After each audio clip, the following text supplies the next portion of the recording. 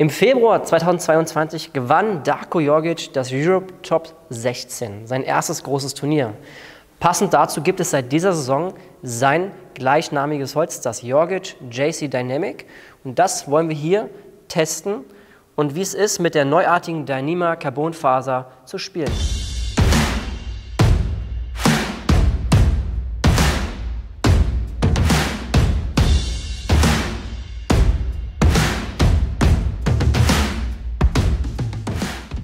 Das JC Dynamic kostet UVP 129,90 € auf dem Markt. Mein Exemplar wiegt nur 80 Gramm und ist somit ein Leichtgewicht unter den JC Dynamic Hölzern, die zwischen 80 und 90 Gramm angegeben sind. Das Holz besitzt, ich will euch mal jetzt ein Makrofoto zeigen, 5 Holzfurniere.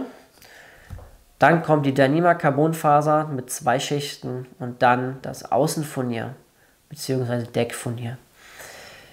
Die Dyneema Carbonfaser ist sehr neuartig, ist in der zweiten Generation von Tipa.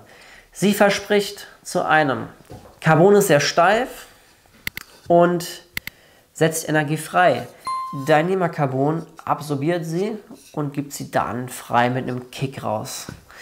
Das bedeutet, dass das Holz eine Menge Energie freisetzen kann. Gleichzeitig ist die Dyneema Carbonfaser unheimlich leicht und in einem Sport wie Tischtennis, wo jeder Gramm zählt, den man einsparen kann, ist es ein sehr, sehr interessantes Projekt, diese Kunstfaser. Und deswegen möchte ich dieses Holz auch einfach mal euch vorstellen und testen. Wichtig zu wissen ist, dieses Holz ist ganz im Gegensatz zu meinem Shangkun AC Holz nicht kopflastig, sondern eher mittellastig und mit Belegen drauf leicht kopflastig. Das Design wie immer schlicht, aber edel. Besonders gut gefällt mir, ich weiß, ich wiederhole mich wie zu anderen Holz-Reviews, aber es ist nun mal so, dieses Schlichte ist nicht zu viel, nicht zu wenig. Hier mit Silber-Rotfarben gemischt zu einem Grau-Blauton. Es passt einfach auch farblich.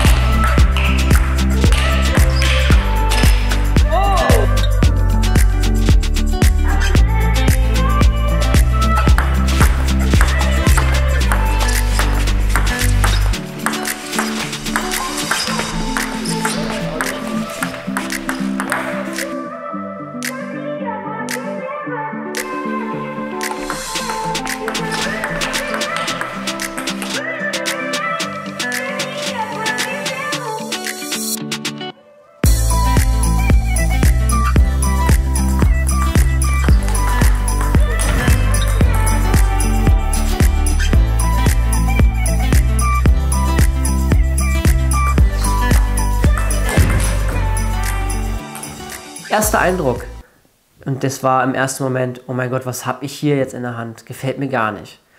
Total hohler Anschlag. Man hört einen sehr hohlen Klang. Ja, das Sound und extreme Vibration, was ich gar nicht so kenne von meinem Shangkun Arilate Carbonholz. Ja. Diese Faser habe ich sehr oft gespielt, da vibriert ja fast gar nichts. Und genau, aber die Vibration stellte sich nach und nach heraus, hat Vorteile, denn wir spielen hier ein sehr schnelles Holz und die Vibration gibt uns deutlich mehr Ballrückmeldung als so manch anderes offensives Holz mit Kunstfarben. Der hohle Klang bleibt bis zum heutigen Tag gewöhnungsbedürftig. Den ersten Eindruck gewinnt man ja in der Regel im Training und nicht im Wettkampf, und im Training ist man ja sehr locker. Und mit der Lockerheit hatte ich richtig Spaß mit dem Holz dann auch. Ne? Also die Topspins kamen, ich konnte unheimlich Druck aufbauen. Viel mehr als mit meinem Shangkun Arilate Holz. By the way, ich habe die übrigens mit meinen ganz normalen Belegen gespielt. Tipa aus Prime und Tipa Quantum X Pro. Da habe ich übrigens gerade abgenommen. Also nur das Holz war anders. Es war eine sehr, sehr spaßige Sache. Man konnte es spinreicher öffnen, man konnte druckvoller öffnen. Und ja, es gelang sehr, sehr viel.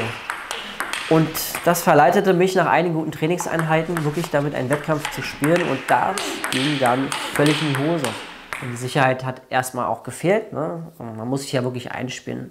Da empfiehlt es sich wirklich dann im Sommer vielleicht mal das Holz zu wechseln. Es war nicht schlecht. Also ich konnte in diesem Wettkampf auch gute Topspins auf Unterschritt eröffnen oder den ersten Ball generell.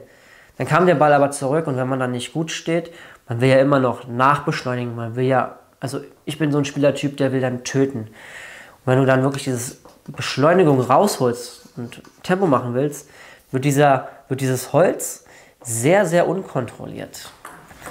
Das war ein Riesenunterschied zwischen der langsamen Spin-Öffnung, die gut ist, sowohl langsam als auch Spin, aber schnell wird es dann unkontrolliert.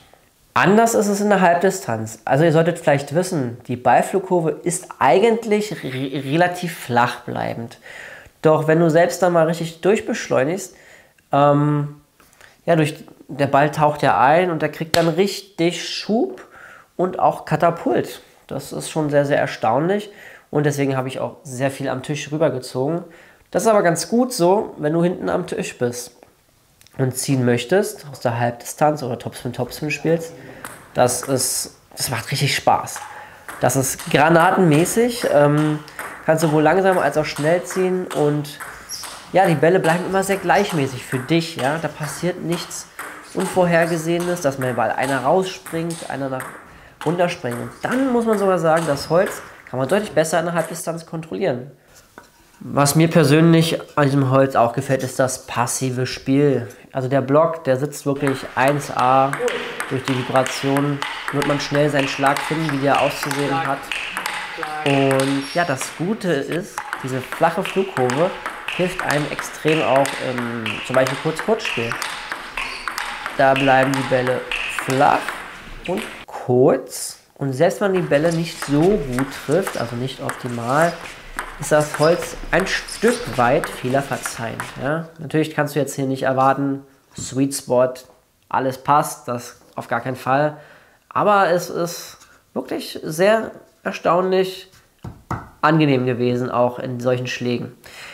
Und der Flip ist sowieso ziemlich gut damit. Ja, dadurch, dass man die Dyneema Carbonfaser hat, hat man sowohl, wenn man auf Tempo geht, Tempo, aber man kann auch schon mit Rotation, man muss ein bisschen mehr nach oben gehen, ja, weil wie gesagt, die Flugkurve bleibt flach, aber wenn du ein lockeres Handgelenk hast, kannst du auch sehr gut mit einer Rückhandbanane zum Beispiel eröffnen.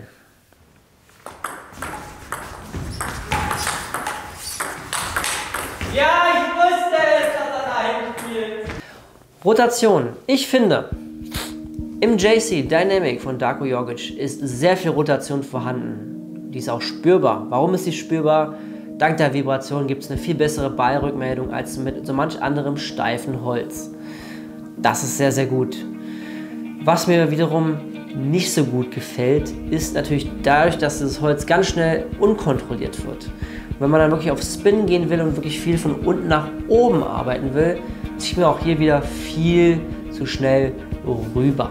Auch wichtig zu wissen ist, dass Rotation auch im Aufschlag- und Rückschlagspiel gut vorhanden ist, aber im normalen Bereich, das ist nicht so leicht. Ja, die Bälle bleiben kurz beim Aufschlag, aber dafür nicht so rotationsreich. Genauso wie beim Rückschlag. Hier muss man wirklich also den Ball gut treffen und gut gucken, wie man diesen Ball spielen muss, um dann auch wirklich Rotation reinzubekommen, um gefährlich zu bleiben. Und was mir zudem einfällt, ja wie gesagt, das Eigengewicht ist ja sehr gering mit 80 Gramm. Ich finde aber trotzdem, das Eigengewicht ist so niedrig, dass das Holz sehr variabel einsetzbar, sehr flexibel ist. Packst du dann auch noch weiche, leichte Belege rauf, kann sogar ein durchschnittlicher Breitensportspieler dieses Holz mal versuchen, wenn es zum Spielstil passt. Ansonsten kannst du es aber auch mit harten Belegen kombinieren und der anspruchsvolle, sehr gute Spieler kann damit auch zufrieden sein und das Gewicht sollte passen.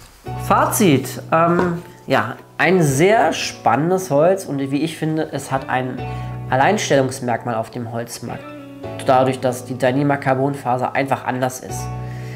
Der hohle Klang gefällt mir nicht so gut, die Vibration umso mehr, denn man bekommt einfach Ballrückmeldungen eines superschnellen Holzes, das darf nicht vergessen werden.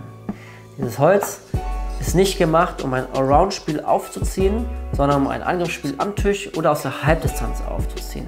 Und nur dann passt es. Schreibt uns doch mal in die Kommentare, wie fandet ihr das Review zu diesem Holz? Ist es was für euch?